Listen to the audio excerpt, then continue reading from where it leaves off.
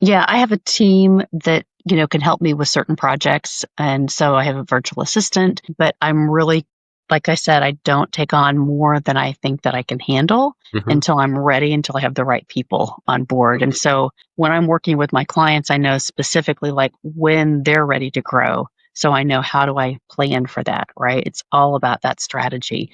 Because I'd hate for somebody to call me tomorrow and say, "Hey, we just brought through 3 new facilities and we're going to need 150 people trained."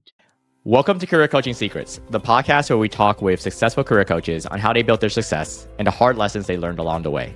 My name is Davis Nguyen, and I'm the founder of Purple Circle, where we help career coaches scale their business to $100,000 years, $100,000 months, and even $100,000 weeks.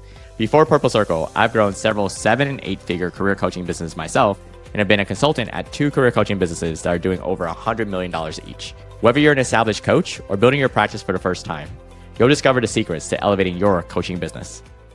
Hey everyone, welcome to another episode of Career Coaching Series podcast. I'm your host, Rexhen, and today's guest is Melahni Ake, founder, community builder, and strategic corporate partner who helps leaders align purpose with performance and turn everyday actions into lasting impact. She's an 8X bestselling author, guest host, and certified Maxwell Leadership coach. Melahni built everyday leaders professional coaching and consulting to equip organizations, entrepreneurs, and nonprofits with practical systems for growth. And it's a pleasure for me to have her on the podcast today. Welcome to the show, Melahni. Thank you, Regen. This is really an honor to be here. Thank you for coming. It's an honor for us as well. I wanted to ask you about your beginnings as a coach. And I know with Everyday Leaders Professional Coaching and Consulting, it's been 9 years right now that you've been working and running this business. Wanted to ask you at the beginning of it, what inspired you to become a coach and start your own coaching and consulting business? So before I started my own business, I was doing medical device sales and leadership. And so I was doing a lot of coaching with clients, with research physicians, and with sales teams. And so I felt in alignment when I started to decide, hey, I think I can do this on my own and just kind of explore how this was going to be. I joined the John Maxwell team with just kind of the idea to help me become more equipped at the things that I saw maybe I could create for the next step of my life. And doing that, I felt very much in alignment with the philosophies of a faith-based leadership coach. And so I just started to serve the community that I was surrounded by. And when I say that, transitioning from a corporate role to becoming my own entrepreneurial business, it was tough. And so figuring out you can't serve everyone. So I had to really focus on where I needed to serve, which was healthcare. So I went back to that space and really started to develop startup businesses, startup medical device companies, and also relationships that I had in the space that needed my help and that support as now an entrepreneur. So that's really what kind of pushed me to the next level. And you said it so beautifully that you can serve everyone, and we'll get to that in a little bit. But when it comes to the people that you're serving right now, we do have 2 audiences in this podcast. One audience is made out of coaches that are listening and learning from other coaches like yourself. And the other audience is actually a borrowed audience for all of the guests that we've had on the show before. So we might be reaching out to your target audience as well. So how would you describe your ideal client profile? Is there a certain industry, demographic, psychographic? Do they have some common goals or other commonalities? Yeah, who I serve is really healthcare leaders. So CEOs of where I live in Indiana. So a lot of these CEOs have multiple sites. So maybe satellite offices that are doing specialty clinics, maybe surgery departments, or they do orthopedics or cardiology, or private practice offices that have multiple facilities, long-term care organizations that are building practices that are buying long-term care and rehab agencies. And really it's to create common ground, consistency across the brand, maybe recreating their brand strategy of how they want to show up differently in a real competitive market. And so I'm someone that goes in and helps them think differently and then really challenge the status quo to the marketing portfolio. And so we do a lot of things of telling their stories. As a podcaster, it's great to be able to help my organizations maybe create an educational podcast so that they can start telling their own story. So being a resource for my customers has been a big game changer. So wanted to ask you, when it comes to working with you, what's the engagement like? Is there a certain program that these clients go through? Is there a program length? Is it one-to-one coaching, or is there also group coaching? What does that look like? Yeah. So I start off really as the consultant role, do a lot of assessments for personality behaviors. So DISC is one of the formats that I use from the Maxwell group. And then the why, I use strength finders because I really think understanding the individuals that are really leading the ship or running the show is critical to understand how to communicate to them. So I start off with that communication process and then what their goals are specifically to the organizations. So a lot of it looks like doing a group workshop based on diving into each of the personalities of the leaders and then working with them on whether they have a 3, 6, 9, 12-month goal, what they're going to start doing for their strategic planning.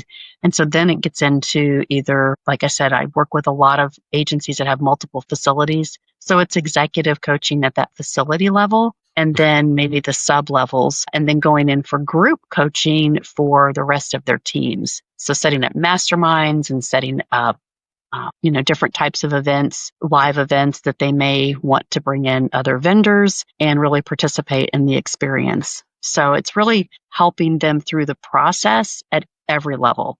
Also, I also wanted to ask you, when it comes to people finding you or you finding them marketing wise, is there a marketing channel that you see working better than the others for you? Marketing is just finicky, right? I am a big one on social media, but I don't really market on social media. I have created credibility in my space because I have stayed serving the clients that I've always worked with. So I don't have to spray and pray, if you will, as we said in sales. A lot of my business comes from referrals, and it's really networking in my own community, but it's people that I've known forever that have said, hey, I see you now, what you're doing. I need your help where I need to be served. So that's really how I built my business, is from relationships. I mean, that's really the core to how you have sustainable business.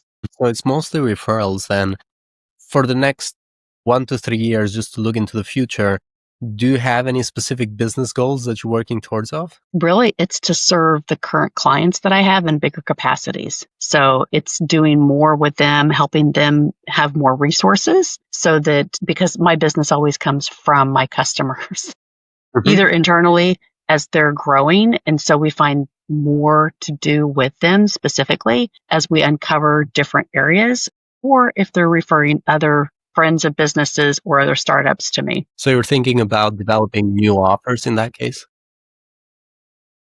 Cool. And that's going to be within the next 1 to 3 years. And do you have any kind of like ideas so far in terms of like the offers that you could be working on creating? So I think, part of what I do as a leadership coach is to develop the leaders.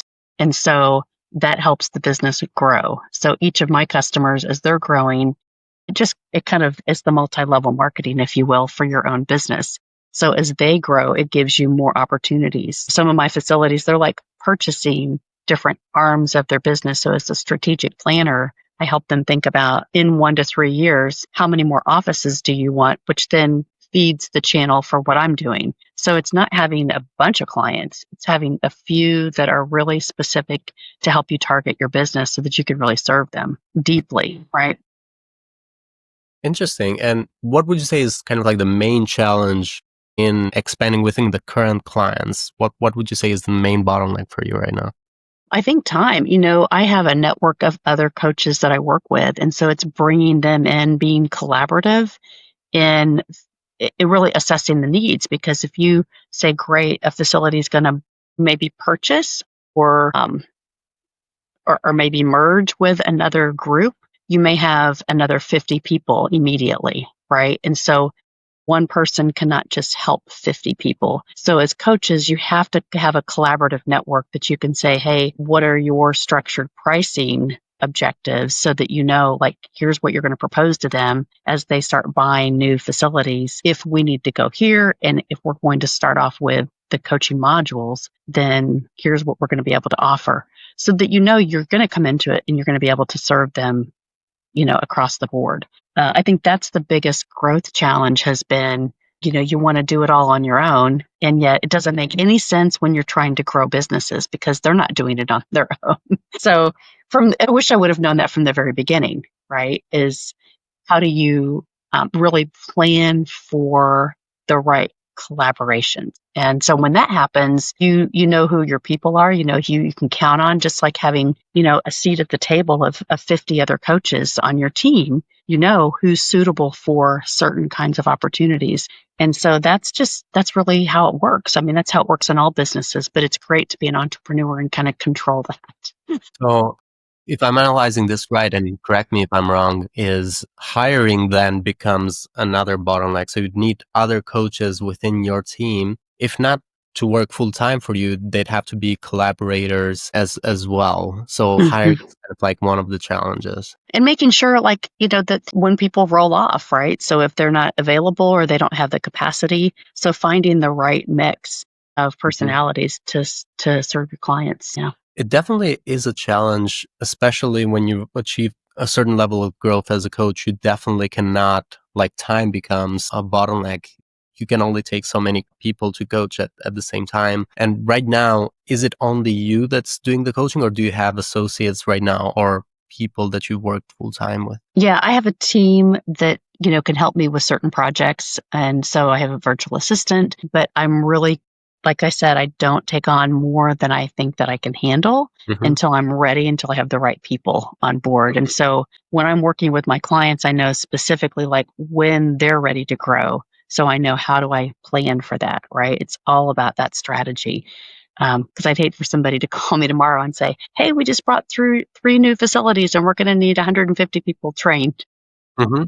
Wait, we need to talk about this. But it happens, I'm not going to say that it's never going to happen. It's just you want to be as prepared as you can, because then they're going to have success. And that's ultimately what you want for sustainable growth. Yeah. And for me to better understand this, it could be challenging in this case because it seems like there's a surge of clients that come in and then they're temporary. Or would you say that if you hired, for example, like a full-time coach or or you had more associates, would that solve the problem?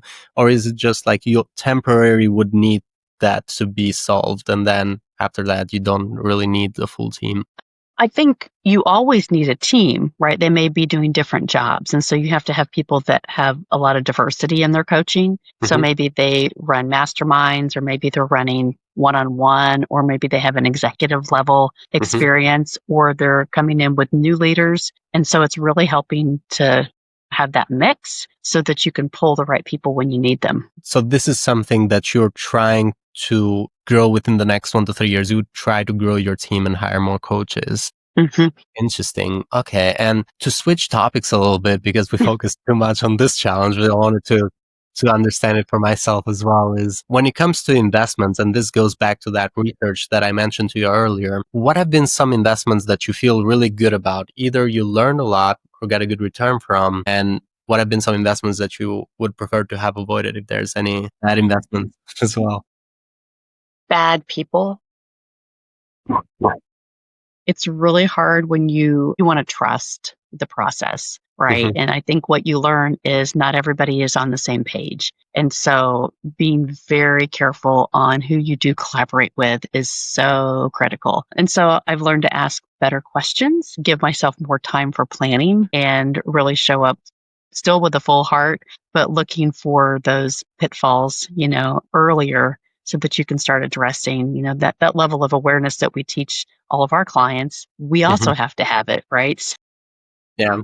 So part of that is just being aware all the time, making sure that you have a team that you can check in with that's, holding everybody accountable to it. Because one wrong move or one wrong investment in a wrong coach, or making a wrong decision to take on a new client, that can really sabotage the rest of your business. It can destroy everything. So you have to be super careful in making those decisions. And so these would be the bad investments. What about good investments? Again, it's people, right? Good people.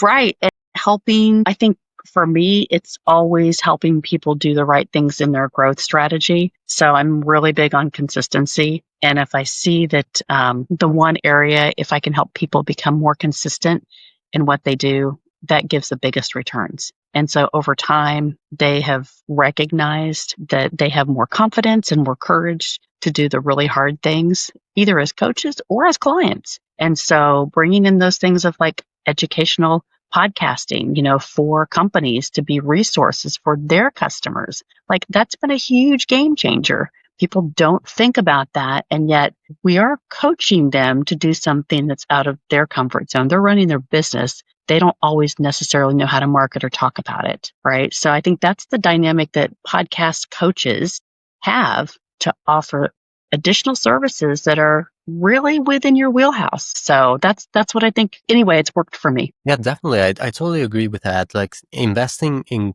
good people is essential for growth. Like you cannot grow alone. And on the other side of that, it does seem like very simple advice, but it just makes a lot of sense. Like the bad investing in someone that might not be the right fit, they're just like going to cost you a lot more money. So for the coaches who want to scale, and we're talking about impact, for the coaches who want to scale their impact, is there any advice that you'd like to give to these coaches? And this is my final question as well. Give of your time, give of your resources, teach, do free trainings, like show up in the community and really serve your community. It will come back to you tenfold, triplefold, like 1,000-fold. It always does. So to have the most impact, you have to give more. Give more.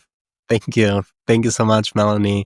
You're welcome. Thank you so much for coming to our podcast. For anyone who wants to connect with you or find you, they can go into LinkedIn and look up Melahni Ake, or they can go into the website, which, if I'm not mistaken, should be everydayleaders.com. Is that correct? Correct. We'll put that in the description so people can find that easily. But again, thank you so much, Melahni. Thank you for coming to our podcast. Thank you. It's been a pleasure. That's it for this episode of Career Coaching Secrets. If you enjoyed this conversation, you can subscribe on YouTube, Spotify, Apple Podcasts, or wherever you're listening to this episode to catch future episodes. This podcast was brought to you by Purple Circle, where we help career coaches scale their business to $100,000 years, $100,000 months, or even $100,000 weeks, all without burning out and making sure that you're making the impact and having the life that you want. To learn more about our community and how we can help you, visit joinpurplecircle.com.